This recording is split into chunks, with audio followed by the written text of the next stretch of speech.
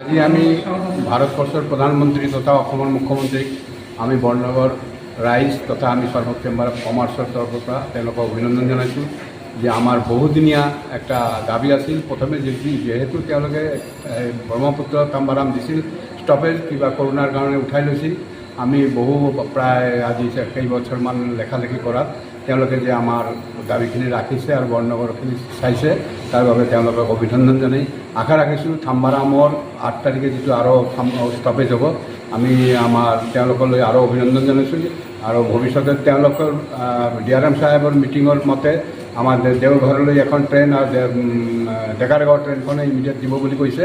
এইটো সোনকালে দিব লাগে আৰু আমি বৰনগৰ ৰাইজৰ পৰা এবং চেম্বাৰ অফ কমাৰ্চৰ পৰা NFL জেনেৰেল মেনেজাৰ চেম্বাৰ আৰু DRM অফিচৰ DRM তথা তেওঁলোকৰ কৰ্মকৰ্তালৈ আন্তৰিক অভিনন্দন জনাই আমি চেম্বাৰ অফ কমাৰ্চত তেওঁলোকৰ ভৱিষ্যতে আমাৰ বৰনগৰ যাতে উন্নতি কাম কৰে, আমাৰ বৰনগৰ ষ্টেচনৰ পৰা তেওঁলোকে নজৰ ৰাখে, সেইখিনি কামনা কৰি মোৰ চমু বক্তব্য শেষ কৰোঁ। মেইলখন যিখন ষ্টপেজ দিয়া হৈছে সেইখন উজনি মোৱা গাড়ীখন সদায় 10টা 23 ইয়াতে আহি পাব আৰু 2 মিনিটৰ কাৰণে ৰাখিব।